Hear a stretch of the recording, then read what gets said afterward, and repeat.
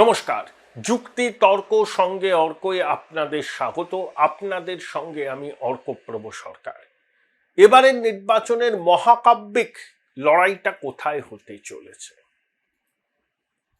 এই প্রশ্নের উত্তর দেওয়ার জন্য কোনো পুরস্কার নেই। ইতিমধ্যে সবাই জেনে গেছেন। আমিও আগে একটা প্রতিবেদন করেছিলাম, কিন্তু আজকে কনফার্মেশন মোটামুটি পেয়ে গেছি। বিজেপির বিভিন্ন স্তরের নেতাদের সঙ্গে কথা বলে মোটের উপর নিশ্চিত হয়েছি ভবানীপুর কেন্দ্রে প্রার্থী হচ্ছেন শুভেন্দু অধিকারী। অবশ্যই নন্দীগ্রামে তিনি প্রতিদ্বন্দ্বিতা করবেন। দেখুন, শুভেন্দু স্পষ্ট বলেছেন যে নন্দীগ্রাম তার রাজনৈতিক জীবনের কি বলবো আঁতুর ঘর। নন্দীগ্রামের আন্দোলন শুভেন্দুকে পরিচিতি দিয়েছে। আমার তো মনে আছে ওই নন্দীগ্রাম পর্বে নিজের জীবনকে ঝুঁকিতে পেলে শুভেন্দু একটা মোটর বাইকে চড়ে কিভাবে মানুষের সঙ্গে যোগাযোগ রাখতেন। তৎকালীন মুখ্যমন্ত্রী বুদ্ধদেব ভট্টাচার্য পর্যন্ত শুভেন্দুকে বলেছিলেন যে তুমি তোমার সিকিউরিটি নাও, ভালো করে নাও। এটা বুদ্ধবাবুর মতো ব্যক্তিত্বই বলতে পারেন। রাজনৈতিক মতপার্থক্য বিরোধ থাকতে পারে, কিন্তু অনুজ শুভেন্দুর প্রতি বুদ্ধবাবুর এই যে বক্তব্য, এটা কিন্তু একজন অভিভাবকের পরামর্শ বলাই যায়, এবং সেটা শুভেন্দু সবসময় বলেন।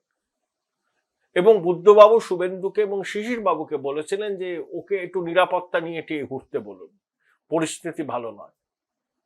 যে বুদ্ধবাবু তখন মুখ্যমন্ত্রী, তার সরকারের জমি নীতির বিরুদ্ধে শুভেন্দু আন্দোলন করছে। বুদ্ধবাবুর ক্লাস আর বঙ্গেশ্বরীর ক্লাস দুটো তো এক নয়। আমি কোন কুলের বামপন্থী নই, কিন্তু বুদ্ধবাবু ইজ সামথিং ডিফারেন্ট, এটা বলতে আমার কোনো কুণ্ঠা নেই, দ্বিধা নেই। আপনাদের স্বনির্বন্ধ অনুরোধ, চ্যানেল সাবস্ক্রাইব করবেন এবং অবশ্যই থ্যাঙ্কস বাটনে ক্লিক করতে ভুলবেন না। দেখুন, মোটামুটি শুভেন্দু অধিকারী ভবানীপুরে প্রার্থী হচ্ছেন। সব ঠিক থাকলে মমতা বন্দ্যোপাধ্যায় প্রার্থী হবেন আর নন্দীগ্রামে দাঁড়াবেন অধীর চৌধুরী। নন্দীগ্রামে শুভেন্দু দাঁড়াবেন, অধীর চৌধুরী বহরমপুর কেন্দ্রে প্রার্থী হচ্ছেন, এটাও মোটের উপর নিশ্চিত।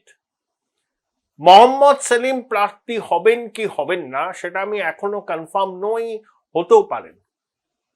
রানীনগর বা ডোমকল ওই ধরনের কোনো কেন্দ্র থেকে তিনি প্রার্থী হতেই পারেন, কারণ 2024 লোকসভা নির্বাচনকে যদি মাপকাঠি ধরেন, একমাত্র রানীনগর বিধানসভা কেন্দ্রে সিপিএম এগিয়েছিল।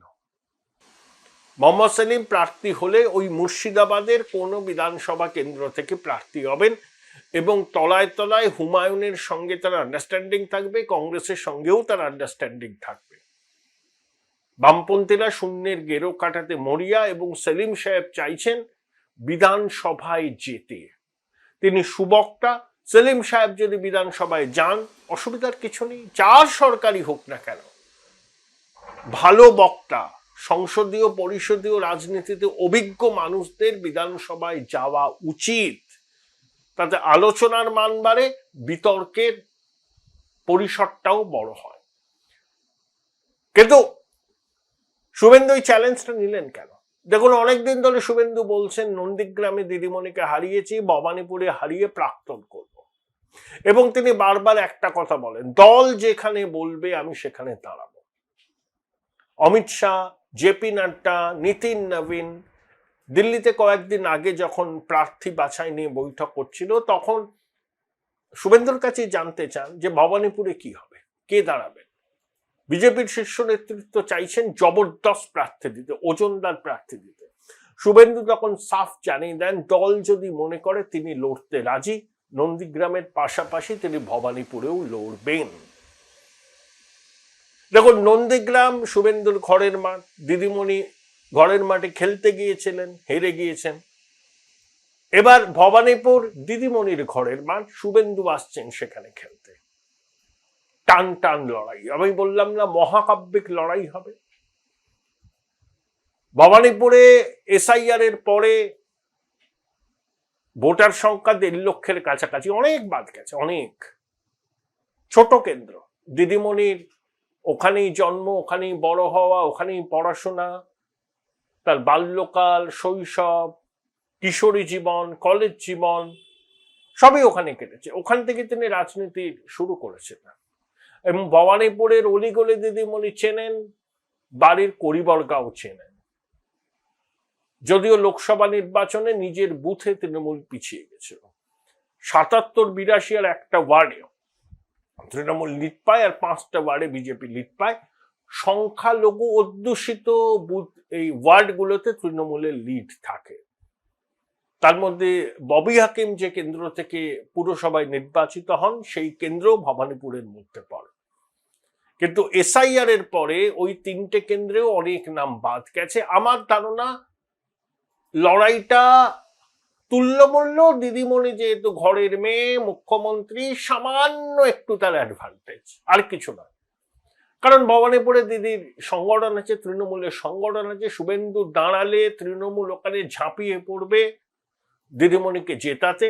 আর শুভেন্দু ছেড়ে দেওয়ার বান্দা নন, তিনিও কিন্তু মাটি কামড়ে লড়াই করবেন। এবং ভবানীপুরের ভোট হবে, যদি নির্দিষ্ট সময় ভোট হয়, একেবারে শেষে, অনেক সময় আছে। ভবানীপুরের কম্পোজিশন বিজেপির পক্ষে অনুকূলে নয় এমন বলা যাবে না। মিশ্র জনবসতি, পুরনো বর্ধিষ্ণু বাঙালি থেকে গুজরাটি, মারোয়ারি, জৈন সম্প্রদায়ের মানুষ, সংখ্যালঘু সবাই আছে। বোলপুর শহরের কোলাহল থেকে মাত্র 20 মিনিট দূরেই রয়েছে সুন্দর রিসর্ট, যেখানে পেয়ে যাবে স্পেশিয়াস আর এস্থেটিক্যালি ডিজাইন রুম। তোমরা যারা গ্রুপে যাও তাদের জন্য আছে কমফোর্টেবল গ্রুপ স্টে অপশন, আর কাপলদের জন্য রয়েছে লাক্সারিয়াস সুইট রুম, তার উপর আবার ফ্ল্যাট 10% অফ। এখানে প্রকৃতির মাঝে তোমরা পেয়ে যাবে একটা সুন্দর সুইমিং পুল, ছোটদের জন্য প্লে এরিয়া আর একটা এস্থেটিক সেলফি কর্নার। প্রপার্টিটা পুরোটাই পেট ফ্রেন্ডলি আর এখানে আছে অনেক কিউট ছোট ছোট র্যাবিটস। সকালের ব্রেকফাস্ট থেকে ডিনার পর্যন্ত পেয়ে যাবে একদম হোমলি কমফর্ট ফুড, যা এক কথায় অসাধারণ। বেঙ্গলি কুইজাইনের সাথে সাথে পেয়ে যাবে চাইনিজ আর নর্থ ইন্ডিয়ান অপশনও। বিকেলে বনফায়ারের আলো, বন্ধুদের সাথে আড্ডা আর খোলা আকাশের নিচে গ্রাম বাংলার হাওয়া, পুরোটাই এক অপরূপ অনুভব। তাহলে বলো তোমরা কবে প্ল্যান করছো এই পিসফুল এসকেপটা? And don't forget to follow miss cupcake for more such travel updates.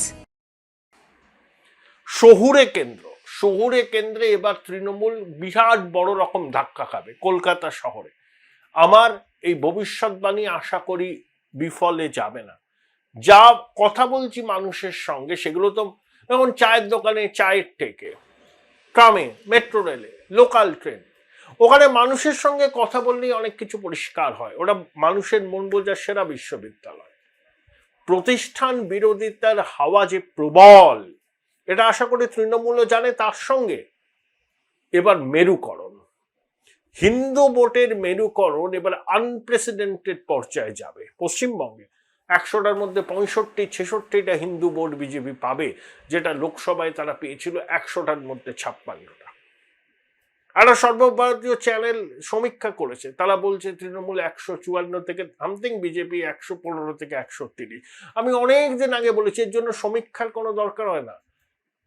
Trinamool যদি সব থেকে ভালো ফল করে সেটা 154, সেই ফল করা তাদের পক্ষে কষ্টকর, করতেও পারে, কিন্তু কোনো অবস্থাতেই তৃণমূল 154 বেশি পাবে না। সংখ্যাগরিষ্ঠতা পেতে গেলে লাগে 148।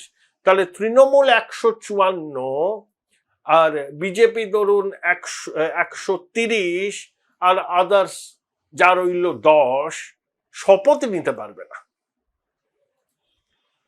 দিদিমণি চতুর্থবারের জন্য শপথ নিতেই পারবেন না যদি তিনি ভবানীপুরে যেতেন। অনেকে বলছেন যে ভবানীপুরে দিদির জন্য যাতে একটা সেটব্যাক হয়, তার জন্য অনেকেই সক্রিয় দলের মধ্যে। যিনি বা যারা মনে করছেন যতদিন দিদিমণি জিতবেন, সক্রিয় রাজনীতিতে থাকবেন, ততদিন তাদের মাথায় রাজ তিলক আঁকা যাবে না, রাজ সিংহাসন তাদের জন্য অধরাই থাকবে। তারা অধৈর্য হয়েছেন, ছটফট করছেন। তাই ভবানীপুর দিদির ঘরের মাঠ হলেও একদিকে শুভেন্দুর প্রচার, বিজেপিও তার সব মেশিনারি নিয়ে ঝাঁপাবে, অন্যদিকে শাসকের অন্তর্দ্বন্দ্বের কাঁটাও কিন্তু দিদিমণিকে বিদ্ধ করবে। এই যে বললাম, অনেকে চান না দিদিমণি চতুর্থবারের জন্য শপথ নিন। দিদিমণি নির্বাচনী কেন্দ্রে যদি কোনো অঘটন ঘটে তাহলে কেউ কেউ কিন্তু খুব উৎসাহিত হবেন। তারা মনে করবেন যে রাজ সিংহাসনের অভিষেক এখন শুধু তাদের সময়ের অপেক্ষা। এসব চলছে তৃণমূলের ভিতরে, অনেক রকম চলছে। কিন্তু শুভেন্দু যেভাবে চ্যালেঞ্জটা নিয়েছে বাঘের বাচ্চার মতো, ও ভবানীপুরের ছেলেও নয়, ও কলকাতার ছেলেও নয়। আর ভবানীপুরে যদি শুভেন্দু কেল্লাফতে করতে পারে এবং বিজেপি যদি ক্ষমতায় আসে, মুখ্যমন্ত্রী পদ নিয়ে আর কোন রকম প্রশ্ন উঠবে না, শুভেন্দুই হবেন। এবারে ওই বললাম মহাকাব্যিক লড়াই। নন্দীগ্রামে শুভেন্দু ভালোভাবে জিতবেন, এটা নিয়ে ভবিষ্যৎবাণী আমি করেই দিচ্ছি আগে। যেই প্রার্থী হোক জিতবেন, 15-20 হাজার ভোটে জিতবেন। ভবানীপুরে টক করতে দেবেন সমানে সমানে। ওই আমি আগেও বলেছি না, 2004 সালের লোকসভা নির্বাচন, সেবার তৎকালীন সিপিএম এর টাকাবুকো নেতা রবীন দেবকে প্রার্থী করেছিল বামফ্রন্ট। তা রবীন দা সারা দক্ষিণ কলকাতা জুড়ে হোর্ডিং, ব্যানার, তোরণ, দেয়াল লিখন, এবার রবীন দেব, এবার রবীন দেব। এরা লেফট ইকোসিস্টেম একটা পারসেপশন তৈরি করেছিল। এবার বোধহয় দক্ষিণ কলকাতাতে দিদিমণি হারছেন। দিদিমণি চিন্তিত হয়ে গেছিলেন। 1999-তে 2.5 লক্ষ ভোটে জিতেছিলেন। 2004-এ তিনি কুম্ভ রক্ষা করলেন একমাত্র ওই 80-85 হাজার ভোটে। 1/3 কমে গেছিল তার জয়ের ব্যবধান। রবীন্দ্র এমন চ্যালেঞ্জ ছুড়েছিলেন, দিদিমণি সেটা জানেন। আর শুভেন্দু অধিকারীও ছেড়ে দেবার বান্দা নন। তিনি পরিশ্রম করবেন এবং বিজেপিও সর্বশক্তি দিয়ে ঝাঁপাবে ভবানীপুরের জন্য। এবং একটা বার্তা স্পষ্ট চলে যাবে পশ্চিমবঙ্গের মানুষের কাছে, সেটিং তত্ত্বের প্রবক্তাদের কাছে, দিদিমণিকে ছেড়ে দেয় বিজেপি। শুভেন্দু অধিকারী ভবানীপুর থেকে লড়লে এই বার্তাটা সর্বত্র যাবে। গণতান্ত্রিক পদ্ধতিতে তৃণমূল সরকারের পতন ঘটাতে চায় বিজেপি, সেই জন্য বিরোধী দলনেতা পর্যন্ত মুখ্যমন্ত্রীর বিরুদ্ধে লড়াইয়ের ময়দানে অবতীর্ণ হন। যারা সেটিং তত্ত্বের প্রবক্তা তখন তারা মুখ লুকোতে বাধ্য হবেন। এই বার্তাটাও বিজেপির কেন্দ্রীয় নেতৃত্ব পশ্চিমবঙ্গের মানুষকে দিতে চাইছে। আশা করি সফলভাবেই তারা দিতে পারে।